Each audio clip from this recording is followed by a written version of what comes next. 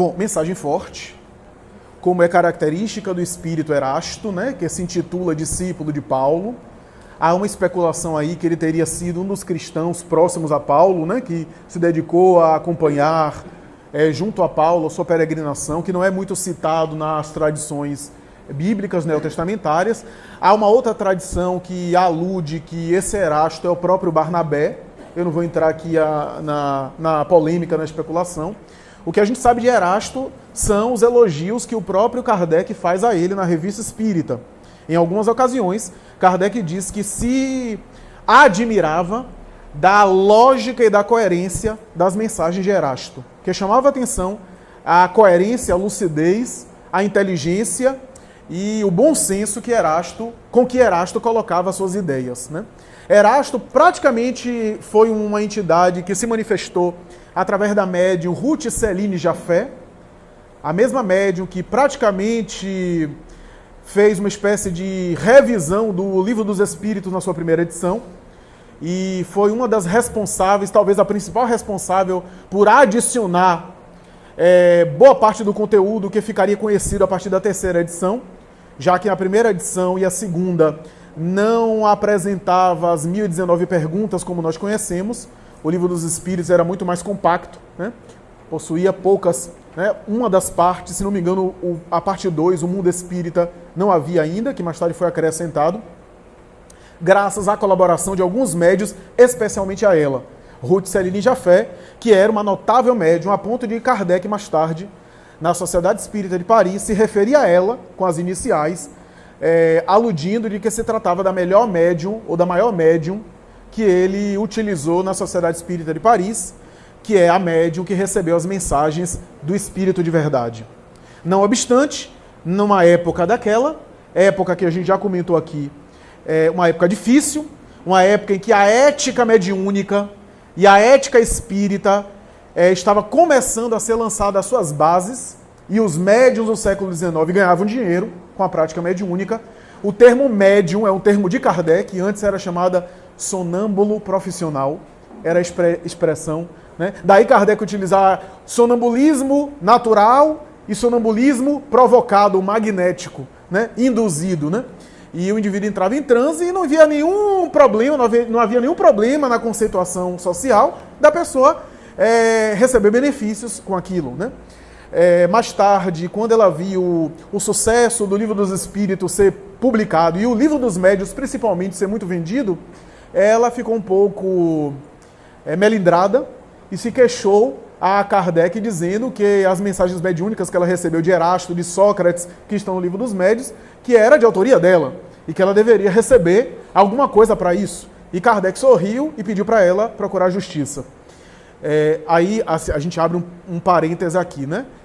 A questão do direito autoral na época e a legislação não havia em relação à psicografia, etc., né? Como é que é isso? Possivelmente no dia atual, no direito, talvez aí ela ganharia a causa, né?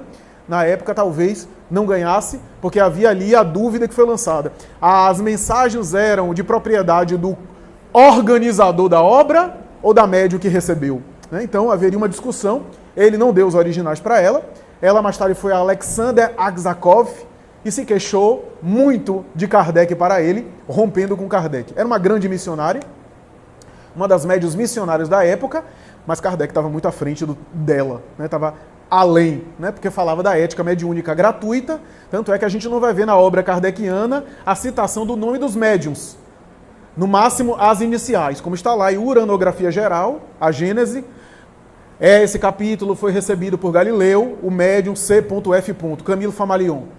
Ele colocava as iniciais. Primeiro por uma questão de direito autoral, penso eu, e depois porque a maioria das médiuns que ele utilizou eram meninas de 14 e 15 anos e que corriam risco de vida terem os seus nomes expostos. Mais tarde seriam mães de família, seriam esposas, né, estariam inseridas na cultura francesa e talvez para preservá-la, penso eu, Kardec também tomou essa atitude, mas ela não gostou muito, né? Tudo indica, acredita-se, e eu estou falando aqui apenas à guisa de curiosidade, porque é uma declaração que tanto Divaldo Franco, Arnaldo Rocha e as melhores personalidades que estiveram com Chico até o fim da vida, sem adulterar a obra de Chico e colocar palavras na boca de Chico, porque isso hoje tá uma coisa demais, né? Chico deu senha, Chico não deu senha, Chico falou isso, contou um segredo, disse que há uma terceira guerra mundial, que o mundo vai acabar em 2019, e aí a gente tem uma série de coisas que Chico teria falado, só que Chico não está encarnado para aprovar ou desmentir isso. Mas tudo indica, aqueles que ficaram com Chico até o final da vida, inclusive no grupo espírita Meimei, que o Chico teria revelado a Clóvis Tavares, a Arnaldo Rocha, a Miguel de Jesus Sardano, ao próprio Edivaldo Franco, que ele próprio teria sido Ruth Celine Jafé, que mais tarde reencarna no século XX, agora numa atitude de totalmente desprendido, né, não ganhando R$1, ou as moedas do passado, né, cruzeiros, cruzados e assim por diante, em função da mediunidade dele. Como Daniel Douglas Home, que era o maior médium do século XIX e que nunca foi pego em fraude, o mágico Houdini, que atacou tanto Daniel Douglas Home, né, que fazia espetáculos de ilusionismo ao público e dizia que conseguia desmascarar tudo que é médium, e desmascarou. Houdini conseguiu pegar um monte de médium em farsa, né, em embuste, né, em mistificações, mas nunca conseguiu pegar Daniel Douglas Home, né? E embora isso, Kardec saiu em defesa de Home, né, na Revista Espírita tem um texto, o Senhor Home, onde ele defende Daniel Douglas Home, que estava sendo atacado por tudo que é lado. Apesar disso, Daniel Douglas Home criticou Kardec, porque Kardec falava da mediunidade gratuita. E Daniel Douglas Home não recebia dinheiro diretamente, mas recebia casaco de pele rara, joias preciosas, presente da nobreza e convívio com a alta sociedade. Era um pagamento indireto. Ele dizia, dinheiro Deus me livre, mas era pago a sua produção mediúnica de maneira indireta. Então, nós temos aí essas características da ética mediúnica, da ética religiosa, espírita, que estava sendo implantada naquele momento, naquela época. E o próprio Kardec teve que lidar com isso. Eu não vou repetir, porque assim, as mensagens mediúnicas em alguns momentos tocam nos mesmos conceitos, alguns conceitos que a gente já abordou semanas anteriores. Como a gente está aos poucos, eu vou só mencionar aquilo que me chama a atenção de novo e que a gente ainda não abordou no momento, porque senão a gente vai repetir o tempo todo as mesmas coisas. Essa mensagem aqui tem uma coisa especial, que é o seguinte. Primeiro, uma das coisas especiais dessa mensagem é fazer alusão à transição planetária. E mais uma vez o Espírito faz alusão à regeneração da humanidade. Veja que essa ideia de transição planetária não é de agora. Agora, quando a gente vê Filomeno de Miranda e outros espíritos descreverem sobre o assunto, está falando do ápice que está chegando. Mas a transição já estava acontecendo na época de Kardec. A gente tem inúmeros textos que aludem a isso. Transição planetária, o ciclo planetário é um período que às vezes envolve séculos. A gente é que acha que vai acontecer amanhã. Então, isso é importante. Então ele fala sobre essa questão da transição, fala que esse fenômeno de não apenas de aparentes missionários, que na verdade são indivíduos interesseiros para seduzirem as pessoas e enganarem as criaturas, principalmente no aspecto da fé, mas também a confusão do que é verdade espiritual do que não é. Que é o que a gente está vivendo hoje.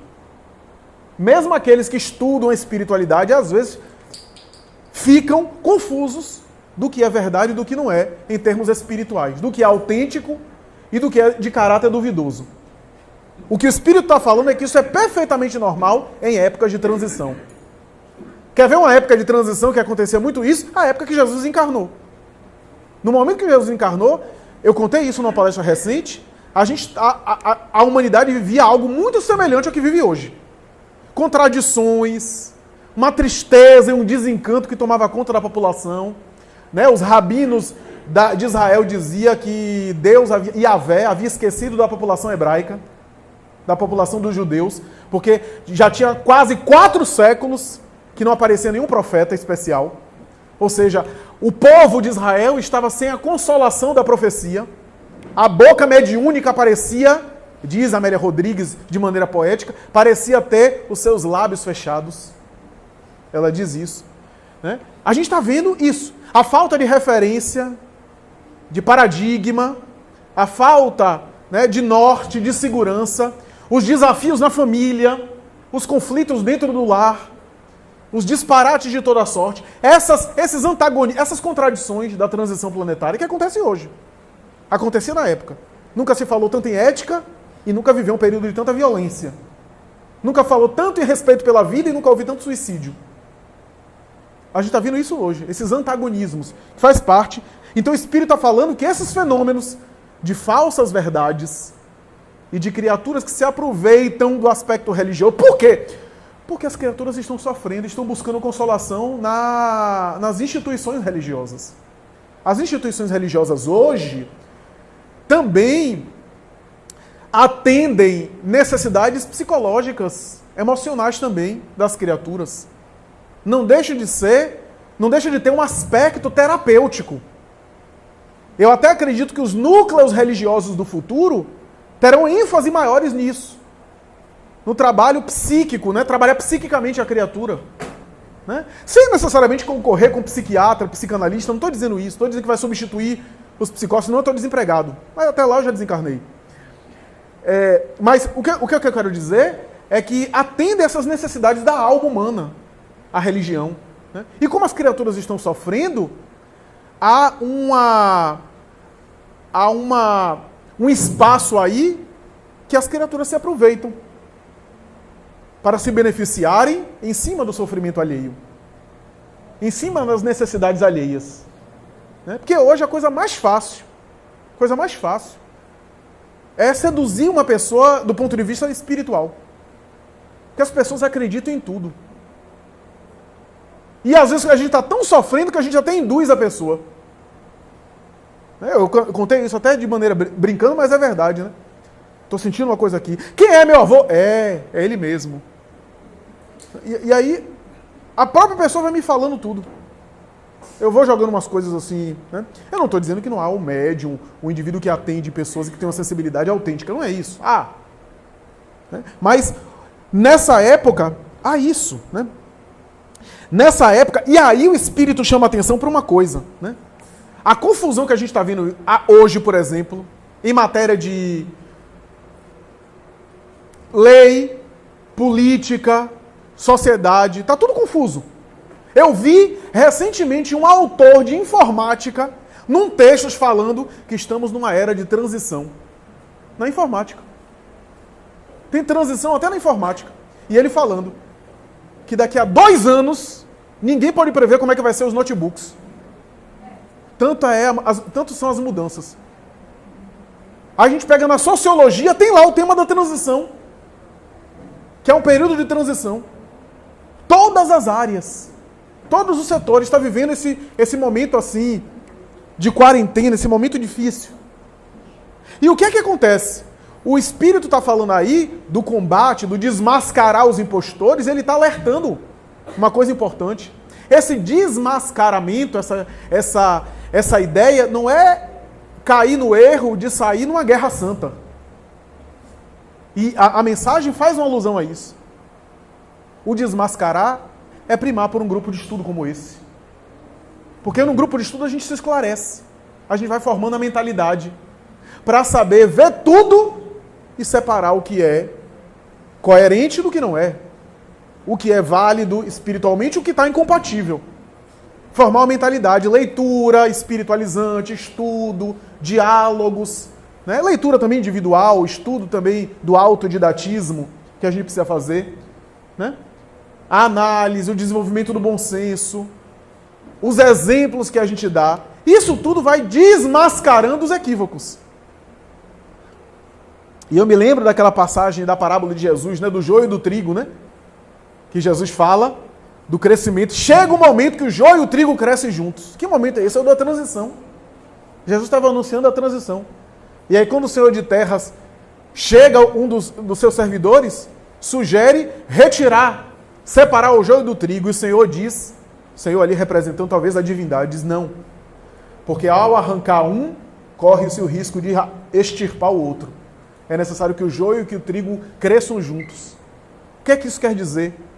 É que esse caldo de confusão é necessário para o nosso amadurecimento. Para que a gente vá também amadurecendo e discernindo o que é joio do que é trigo. Porque as nossas virtudes vão sendo sedimentadas a partir das paixões. Porque as paixões que se transformam em virtudes. Os vícios é que se transmutam em sentimentos superiores. Não é anular um para crescer o outro. é transformar um no outro, porque é um espírito de sequência em tudo. Tudo. O instinto primário, um dia é o sentimento superior. Diz André Luiz na obra No Mundo Maior. Ele diz de maneira poética, né? A fera que lambe o filho é a futura mãe que acaricia o bebê no braço. O psiquismo evoluindo. Né? Esse psiquismo. Então, muito cuidado para a gente não ficar, em nome do bem e da verdade, combatendo o mal com violência. Que é isso que é interessante a gente chamar a atenção, né? Citamos na semana passada um diálogo de Gamaliel, o mentor intelectual de Saulo de Tarso, com ele. Quando Saulo estava perseguindo os cristãos, Gamaliel, que começou a simpatizar com o movimento cristão, se emocionou, inclusive, já estava em idade avançada, mas não teve a coragem de abandonar tudo e seguir aquele movimento, né, porque tinha toda uma estrutura, né, toda uma identidade social, todo um posto, uma posição. Não teve a coragem de fazer essa revolução. Saulo estava naquela época de perseguir, de matar todo mundo. Quando Saulo resolveu prender os 3 discípulos do Cristo mais famosos, né? Pedro, João e Tiago, resolveu enclausurar também eles e levar eles também à condenação, né? Após a morte de Estevão. Gamaliel chamou e disse: Saulo, peraí, vá com calma. Se esses homens estão contra Deus, eles não vão sobreviver, mas cedo ou mais tarde Deus vai colocar as coisas no seu devido lugar. Mas se eles estão com Deus, nada que a gente faça vai destruir a proposta deles. Olha que sabedoria. Né? Então, é isso. O Espírito chama a atenção para uma outra coisa importante. Os frutos. Ele vai dizer, observai os frutos. E aqui, vale a pena citar o que eu citei semana passada. Os frutos é só uma obra de caridade? Não. Não. A gente vê gente com a obra institucional, com obra social belíssima, que merece a nossa maior admiração, nosso reconhecimento. Longe de nós desfazer de obra social nenhuma, muito pelo contrário. A gente deve, inclusive, valorizar. Mas às vezes são indivíduos que fizeram obra social, mas nem sempre ensinam a espiritualidade de maneira correta. Se desviaram no meio do caminho, às vezes se corromperam com a fama, com o poder público, né? Se prostituíram nesse sentido, né, de se corromper, né? Começaram a se autofascinar e desenvolver ideias muito pessoais, se tornaram gurus de pessoas. Né? Então, ninguém está livre disso, principalmente aqueles que estão à frente de movimentos religiosos importantes. Mas o Espírito está falando aqui, observar o fruto. Quais são os frutos? Os frutos sociais, materiais, são reflexos das virtudes que a criatura carrega. Ou seja, como é que a criatura se comporta? Em vez de você observar só a obra exterior, como é que ela lida com o seu semelhante? Como é que ela conversa?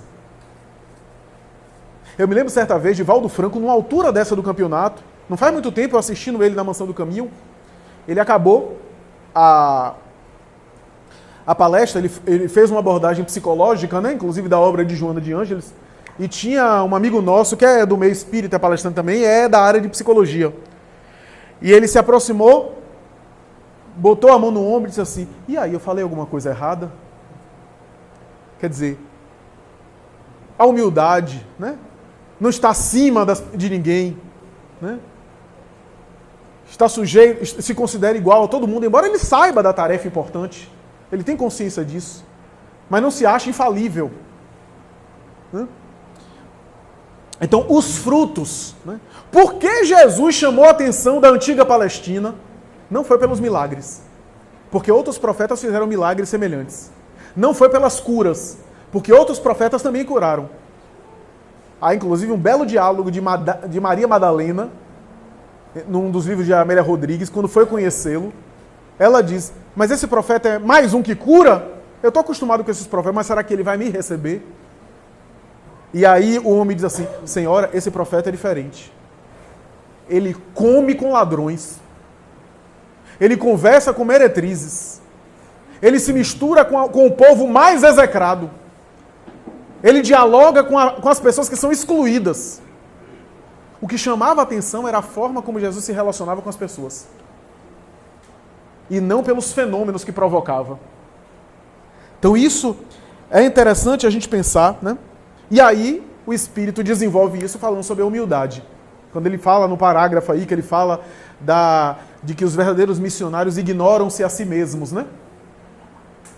O verdadeiro missionário, ele tem noção da tarefa, ele até tem noção da tarefa, mas ele tem uma medida de si mesmo que é tomada por uma referência maior. Porque tudo depende da referência. Tudo depende da referência. Se você for se comparar com a humanidade comum, você pode se achar o máximo. Né? Já contei aqui, né? Humberto de Campos ficava fazendo chacota de Chico Xavier, muita gente não sabe, quando ele estava encarnado ele era cético, né? Antes de desencarnar e escrever para o Chico. E ele fazia chacota dizendo, quando o Parnaso de Além Túmulo foi lançado a primeira edição, Humberto ainda estava encarnado. E Humberto ficava dizendo, pra eu pensei que eu não tinha concorrente, agora o povo da Academia Brasileira de Letras voltou tudo para escrever. Isso é desleal, Castro Alves de volta. Depois ele volta, desencarna, e na terceira edição, se não me engano, o Parnaso de Além Túmulo, o prefácio é dele. Os mortos estão de pé. Porque ele se achava o máximo, né, imortal, mas quando ele desencarnou, ele encontra Augusto dos Anjos, né, ele encontra outras pessoas. Então, tudo depende do referencial, né?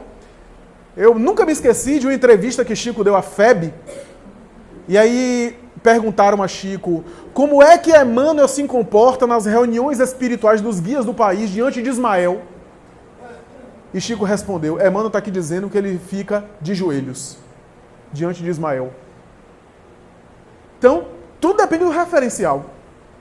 Tudo depende do referencial. Então, esses espíritos missionários, é aquela ideia do só sei que nada sei de Sócrates, né? O só sei que nada sei de Sócrates não é desconhecer o patrimônio de sabedoria que você já conquistou.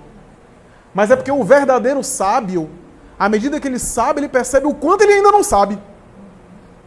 O ignorante é que acha que já sabe tudo. Quer ver um ignorante? É só você olhar para aquele que se acha o dono da verdade. Agora o sábio tem dúvidas. O sábio questiona. Porque a verdade vai se ampliando e ele percebe do que ele sabe, o quanto ele ainda não sabe. O quanto ele ainda vai... Isso é humildade. Isso é humildade. Então, eu me lembro de Kardec, né? Os espíritas que já leram Obras Póstumas devem lembrar, né, de um diálogo que ele teve com o Espírito de Verdade. O Espírito de Verdade fez uma série de conselhos para ele, né? Confortando ele, etc. Falando até da proteção que ele recebia. E aí, em determinado momento, Kardec disse assim, eu estou disposto a levar adiante se o mundo espiritual não me deixar de me assistir, de me ajudar, mas eu queria perguntar se eu falhar, se eu sucumbir, aí o Espírito de Verdade vai dizer, não tem problema, outro fará a missão que estava destinada a você. Porque Deus não concentra a sua obra inteira na cabeça de um homem. Quer dizer, acabou essa coisa de se achar o máximo. Se achar importante, sim, mas não se achar único. Então, o Espírito fala uma coisa que sempre me chama a atenção na humildade, né? Os verdadeiros missionários se ocultam, né? Deixam-se ir pelas suas santas inspirações, como está lá no capítulo 17 de O Evangelho segundo o Espiritismo, o texto, a virtude. Né? Essa humildade que se oculta, essa humildade discreta, não é a humildade que se esconde, quando pode brilhar a sua luz diante dos homens, como disse Jesus. Não é a humildade que se acovarda, mas é a humildade que coloca a luz na frente e não a si mesmo na frente da luz. Né? Então, isso é importante, né? A humildade que quer que a obra, quer que o bem seja propagandeado e não a própria personalidade, o próprio ego. Por isso, essa ideia de ocultar-se, essa ideia da discrição, né? Essa ideia de não se exibir. Então, é muito interessante a proposta, né, que o Espírito coloca aqui nesse sentido. Falta na humildade também a ideia do senso crítico. Quem está sempre se autoavaliando é um bom termômetro. É um bom termômetro. Porque o que a gente vê às vezes é a falta de senso crítico. O que é o processo da fascinação na obsessão? A pessoa está se conduzindo de uma forma, está psicografando umas coisas estranhas, ou é um orador que está começando a falar umas coisas assim esquisitas. Aí chega alguém e diz, escuta, veja esse conceito aí, não está muito bem certo não. Faça uma releitura, estude aí, de repente esse conceito que você está colocando aí não está tão adequado assim não. Aí vem outra pessoa, fala, dá um conselho semelhante. Aí vem outra, aí vem outra. Alguma coisa a gente tem que rever. Quando começa muita gente a nos chamar a atenção para alguma coisa, se são pessoas amigas verdadeiras mesmo, que não quer, na verdade, implicar com a gente, é necessário a gente avaliar se realmente o equívoco não está conosco. Todos nós podemos cair em um processo de fascinação em algum momento da vida. Todos. Todos podem se deslumbrar em algum período. Todos corremos o risco. E os espíritos que fascinam as criaturas são muito sagazes. Porque induzem de maneira sutil coisas que parecem muito boas e que vão afastando a criatura do essencial. Certa vez alguém me perguntou aqui na casa o que é que eu acho da técnica de projeção astral, de meditação com cristal no centro do terceiro olho aqui. O que é que eu acho, o que é que eu tenho como visão da... Como é o nome da técnica, meu Deus? Até esqueci. De vez em quando entra em moda, do médico de Porto Alegre, Fernando de Lacerda. Hein? Apometria. Eu costumo dizer o seguinte: alguma dessas coisas que você está interessado tem a ver com Jesus? Se tiver, eu apoio. Agora, cada um que faça avaliação. Porque o objetivo da doutrina espírita, diz Allan Kardec, é o progresso moral, que lhe é a sua consequência. Kardec diz isso na conclusão do Livro dos Espíritos. Por isso que o objetivo da doutrina espírita é Jesus, porque Jesus representa esse progresso moral.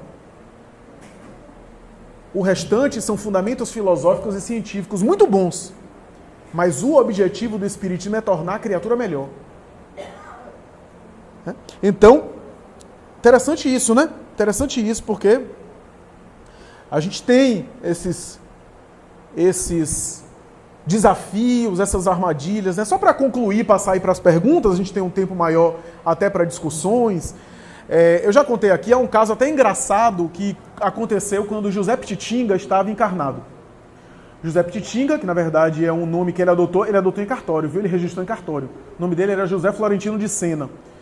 Era um grande pioneiro do espiritismo aqui na Bahia, a princípio em Ilhéus, depois em Salvador.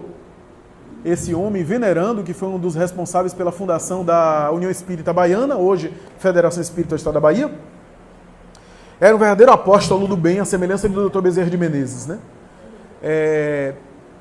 Um grande intelectual, um filólogo, né? E ao mesmo tempo um homem de bem, né? Entre os vários casos da vida de José Pititinga, ele é José Pititinga porque havia um sacerdote católico aqui na Bahia que vivia apedrejando ele, né, e criticando ele. E vivia chamando ele de uma pititinga, que é um peixe miúdo, né, dizendo isso não é uma pititinga que não incomoda ninguém. E ele achou uma coisa tão engraçada que incorporou o próprio nome pititinga.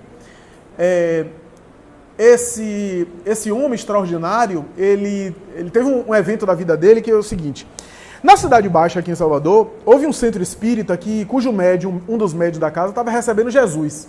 Jesus estava se manifestando lá e dando orientação. E a coisa foi tomando corpo, foi crescendo, né? Chegou na União Espírita Baiana. E aí insistiram tanto que José Pititinga, intelectual, estudioso, foi querer ver do que se tratava, né? Aquela fila quilométrica na casa espírita, né? A coisa tomando conta ali do centro, as pessoas ficavam horas na fila até serem atendidas por Jesus. E aí ele pegou a fila, chegou a vez dele. O Espírito se manifestou e disse: diga, meu filho, fale o que você quer. Diga que eu atenderei. Ele disse: Senhor, estou diante de Jesus? Sim, meu filho, pode falar. Ele disse: Senhor, eu queria lhe perguntar uma coisa que me embaraça muito. Como é que se deu o vosso nascimento? Porque a teologia discute até hoje, alguns dizem que foi um nascimento espiritual, de maneira diferente. Mas, por outro lado, o Senhor disse, quando esteve no mundo, que não veio destruir a lei, não veio alterar as leis biológicas, não veio em caráter excepcional, se não no corpo físico, na experiência de uma gestação realmente biológica, natural. Ele olhou e disse, não posso responder isso. Pois não. Então eu queria saber como foi a multiplicação dos pães e dos peixes. Porque alguns dizem que foi uma multiplicação simbólica. Outros dizem, conforme um texto do Evangelho, que as sobras foi dada aos cães. Então realmente foi uma multiplicação material, uma multiplicação de fenômeno de efeito material. Ou se você saciou, o Senhor saciou todo mundo com a vossa presença, saciou de fome através da vossa presença, foi parabólico. Como é que o Senhor... Infelizmente não posso responder também isso. Exato, pois não. Então como é que se deu a vossa morte? Porque o corpo desapareceu. Até hoje é motivo de polêmica isso. Dizem que José de Arimateia enterrou. Outros dizem que houve um desaparecimento fluídico do corpo, que o corpo era de outra natureza.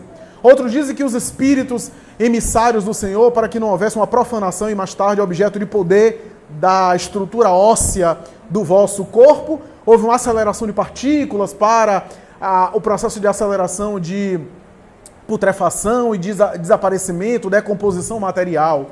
Outros dizem outras hipóteses, que o Senhor ressurgiu em corpo material mesmo aos vossos discípulos. Há várias tradições católicas, protestantes sobre isso. Há muita polêmica. Eu queria saber como é que se deu a vossa morte e a vossa ressurreição. O Espírito se irritou. Já pensou Jesus se irritando? Se irritou. Isso o que você quer? Que negócio é esse? Eu não posso responder essas coisas? Mas o Senhor não é Jesus? Eu vou dizer uma coisa, eu já estou de saco cheio disso. Eu estou de saco cheio disso. Eu me chamo Jesus Pereira da Silva. Eu desencarnei aqui, nessa região. Cheguei aqui, tomei conta dele, se referindo ao médium. Alguém me perguntou o nome, eu disse Jesus. Então me abençoe. Deus lhe abençoe. Aí foi abençoando todo mundo. E todo mundo achando que era Jesus. Só que era outro Jesus. Não era o Jesus de Nazaré. Né? Tem um toque de humor essa história, mas tem a ver com isso. Né? Com esses enganos, seja no campo mediúnico, seja no mundo dos encarnados, né? Está fraqueada a palavra, dúvidas, questões. É comum. Ela está perguntando, para quem não ouviu, acho que o microfone está baixo, ela está perguntando se é comum espíritos impostores se aproveitarem dessas consultas espirituais e mediúnicas em torno do futuro, do passado, do presente. É muito comum. Por quê? Porque os espíritos sérios, eles têm objetivo e se interessam, sobretudo, pelo nosso crescimento, pelo nosso desenvolvimento. Essa ideia de consultar os espíritos apenas para satisfazer curiosidade, que não vai alterar em nada e pode até nos perturbar, traria graves prejuízos. Os espíritos impostores inferiores se aproveitam disso para se tornarem endeusados, como a história que eu contei aqui, endeusados e valorizados. Os espíritos superiores, eles podem até saber de algumas coisas, porque às vezes têm acesso à nossa programação reencarnatória, mas não falam. Com raríssimas exceções não falam, porque isso seria às vezes alterar o nosso livre-arbítrio, perturbar. Com algumas exceções, quando há algum propósito específico, a gente vê Ivone Pereira narrando algumas explicações nesse sentido, principalmente esse profetismo em relação ao futuro, porque está dentro do livre-arbítrio, né, então não tem uma garantia absoluta, né, há alguns fenômenos que são preditos como possibilidades bastante próximas, né, bastante possíveis de acontecer, viáveis, né, mas não são garantias assim, até porque há algumas predições que não aconteceram, que acabaram não acontecendo, porque depende de muitos fatores. E desconfie, como diz Allan Kardec, previsões onde dão datas muito precisas, né, porque os espíritos superiores, eles não demarcam assim, porque não dependem deles. Né, eles não estão assim muito assinalados. Eles podem até antecipar acontecimentos que já estão se dando e que nós, mergulhados na carne, não conseguimos visualizar. Mas o dia preciso, a hora exata, etc., é muito difícil. Os espíritos, portanto, impostores, inferiores, se aproveitam dessa curiosidade para acessar. Estava conversando essa semana com um trabalhador da Mansão do Caminho, que tem muita intimidade com o Divaldo. E ele dizendo assim, Flávio, eu passei por um problema, etc., e uma situação muito pessoal, e fiquei com a vontade de perguntar a Divaldo em relação àquela questão específica. E se minha mãe, que está desencarnada, porque eu tive a sensação da presença dela, se minha mãe desencarnada está comigo, e se ela tem alguma coisa para me dizer, mas eu não tenho coragem, sabe por quê? Porque o próprio Divaldo diz que quando Joana de Ângeles aparece a ele não tem coragem de perguntar nada a ela. A própria postura do guia imprime um respeito que ele não tem coragem de ficar. Joana, cadê minha mãe? Está onde? Quando vem espontaneamente, veja aí o cuidado. Né? Não quer dizer necessariamente que a gente não possa também acessar os guias, fazer alguma pergunta, né? Não é isso, né? Mas esse cuidado para a gente não fazer dos espíritos uma espécie de oráculo, onde eles nos atendem para tudo.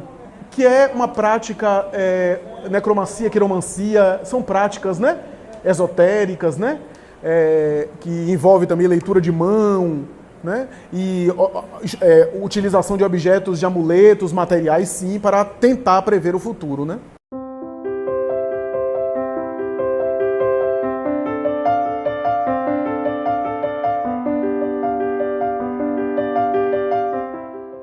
É verdade, é verdade. É só a gente fazer um teste, fazer um seminário aqui na casa sobre desobsessão, para ver quanto a gente dá, e fazer um seminário sobre prece, para você ver a diferença da quantidade de público, né? Porque é muito assim, a gente gosta do fenômeno, a gente gosta, né, da cura. Isso daqui é o quê? É cura também. É a cura da alma, né? Eu lembrei, Flávio, que o próprio Kardec nos esclarece quando ele começa o Evangelho segundo o Espiritismo, logo no primeiro capítulo, no livro de Destruir a Lei, quando ele fala de Moisés, Jesus e o Espiritismo, ele nos chama a atenção que Deus entra em contato conosco através de espíritos superiores, e foi reiterando aqui exatamente a mensagem de hoje, de Erasto. E isso deixa muito claro que quando Moisés ele vai até o Monte Sinai, recebe os 10 mandamentos, aquilo é inspiração divina, mas como se ele fosse influenciado, intuído por espíritos superiores, até porque ele já tinha todo um arcabouço de conhecimentos favoráveis para isso. Aí a nossa amiga perguntou sobre quiromancia. Na revista espírita, eu não sei exatamente qual é o ano, mas se que alguém quiser pode procurar no Google a tiara espiritual de Kardec. Kardec muito curioso a respeito, né, dessas pessoas que leem mãos. Um amigo fala que tem uma pessoa que lê divinamente bem e leva ele, né, até essa mulher. Ela pega a mão de Kardec e começa a fazer algumas suposições, que ele seria um grande líder religioso, inclusive. E coincidentemente, um ano depois, ocorre até o sucesso de um livro dos Espíritos, né? Já tinha sido lançado, já tinha um ano. E ela encontra ele e fala, não falei que você ia ser um líder religioso? E ele explica no próprio artigo, né, depois que ele conta esse caso, dizendo que não acredita que o futuro possa ser lido através das linhas do corpo, como a gente tem na mão. Tanto fazia ela estar lendo o pé como a mão, ia chegar à mesma conclusão, porque ela estava sendo intuída por espíritos. Então, para ele, indiferentemente, seria ela estar lendo a mão ou o pé. Eu achei até interessante como ele faz essa colocação. E chega a esclarecer isso para ela. Eu vou lhe provar que você não está lendo minha mão. Eu vou lhe provar que você está sendo intuída espiritualmente. É bem interessante esse caso da tiara espiritual. Muito interessante mesmo. Karina mencionou uma coisa bastante pertinente. Vale a pena pegar o texto, porque eu também não vou ser fiel ao texto, ela mencionou muito bem, e esse diálogo de Kardec com essa senhora é muito interessante mesmo, porque ele diz que o recurso da leitura da mão, como alguns usam objetos, só são, na verdade, uma espécie de amuleto, de bengala, de muleta, mas na verdade a leitura é psíquica, né? Fez. Ela está perguntando do médium que, por exemplo, exerce atividade mediúnica de forma comercial, né? E se aquilo é permitido pela espiritualidade. As nossas vivências, seja na prática mediúnica, seja na experiência do dia a dia, muitas vezes o mundo espiritual, eles não nos violentam e permite que a gente viva a experiência, até para que a gente aprenda com os equívocos e cresça. Por exemplo, uma das dúvidas que mais os estudiosos de obsessão têm é: o mundo espiritual não teria como afastar o obsessor da sua vítima? Tem muitos recursos. E por que não faz? Porque é um aprendizado dos dois. São criaturas ligadas por um ódio anterior, às vezes, por vínculos, e que estão tendo a oportunidade de uma perdoar, a outra de melhorasse espiritualmente, a divindade permite. Né? Então, isso é interessante a gente pensar. No caso da mediunidade comercial, Kardec chega a receber dos espíritos a seguinte informação. Em prol de, às vezes, criaturas que necessitam de um auxílio, necessitam de ajuda, os bons espíritos podem utilizar aquele médium que está comercializando a mediunidade, né? Um médium, portanto, imperfeito, no sentido que Kardec usa a palavra imperfeito, pode utilizar daquele médium na falta de outro. Agora, se houver alternativas, os espíritos vão escolher, porque é uma relação de afinidade fluídica maior, com aquele médium que é mais desinteressado. Os espíritos bons não aprovam muito e esse médium corre risco. O médium que está comercializando a mediunidade corre risco de acabar tendo a sua, vou usar a metáfora aqui de Valdo Zou em um dos seminários dele, né? Tendo a sua luz cortada pela coelba e tendo que fazer um gato. Né? O que é isso? A luz é o fornecimento da energia. Né? O médium tem um fornecimento. A estrutura elétrica é a organização neurológica da mediunidade que o médium tem. O médium é médium, portanto ele tem a estrutura elétrica para a transmissão. Pode acontecer da concessionária de luz cortar a luz. Mas aí a pessoa faz um gato, ou seja, uma ligação clandestina, e recebe uma luz ilegal. Ou seja, esse gato, no sentido do mediúnico, é uma energia de qualidade inferior, que substitui os benfeitores espirituais. Então esse médium corre o risco. Muita gente pergunta, o médium pode cobrar pela tarefa mediúnica? Poder pode. Poder pode. Não sei se deve. Do ponto de vista espírita não deve. Mas há médiuns que cobram. Né? Ele tem esse direito do ponto de vista social e jurídico, né? Do ponto de vista humano, né? Mas os bons espíritos não aprovam e o médium corre um sério risco com isso.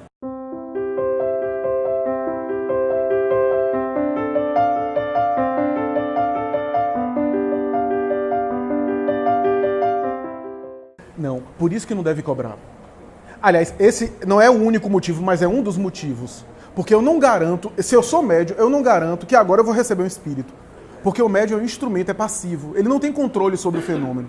Se ele cobra, há uma obra fantástica de Filomeno de Miranda, se não me falha a memória, é Trilhas da Libertação, que narra um caso de um médium brasileiro que está ali sob o pseudônimo, porque foi relativamente conhecido, e que foi lentamente desviando, no momento que ele recebeu o primeiro cheque, com a soma, né? E lentamente ele foi se desviando e o Filomeno narra o que é que aconteceu no mundo espiritual. O guia espiritual tentando orientá-lo, um espírito mistificador que foi se apossando das faculdades do médium. E aí quando o guia verdadeiro se comunicava, o próprio médium achava que aquele era o espírito obsessor. Quer dizer, trocou a coisa. E aí ele foi de tal forma, o que é que acontece? Em alguns momentos, aqueles que pagavam ao médium ou que ofereciam, né, algum benefício ao médium, em algum momento, quando o espírito não vinha, o médium se autossugestionava. Por quê? Porque se sentia forçado, obrigado, a produzir alguma coisa diante daquele que estava cobrando o serviço, pagando pelo serviço. Veja que coisa delicada, que coisa complicada, porque o médium é muito sensível. Todo médium é uma antena muito sensível. Né? Chico Xavier dizia que quando chegava nas multidões no grupo espírita da prece, ele não olhava nos olhos de nenhuma mãe desesperada. Ele ficava de cabeça abaixo, passar pelas multidões. Por quê? Para não se contaminar com aquela pressão psíquica sobre ele. Já pensou quanta... eu não queria essa tarefa de Chico para mim. Quanta mente em cima dele, desesperado, né? Em cima dele. E a possibilidade de se contaminar. Né? Porque o médium é muito sugestionável. Né? Então, veja que coisa delicada. Então, por isso, esse cuidado. Porque o médium não controla as comunicações que ele recebe. Por isso, é muito delicada essa ideia de, próxima quarta, gente, próxima quarta venham, que eu vou receber Bezerra de Menezes aqui. Com todo respeito àqueles que fazem isso, me parece um risco, perigo, para não dizer ser mais tarde vítima de espíritos burlões. Né? Porque não há garantia, o médium não tem como garantir que o espírito vai se comunicar.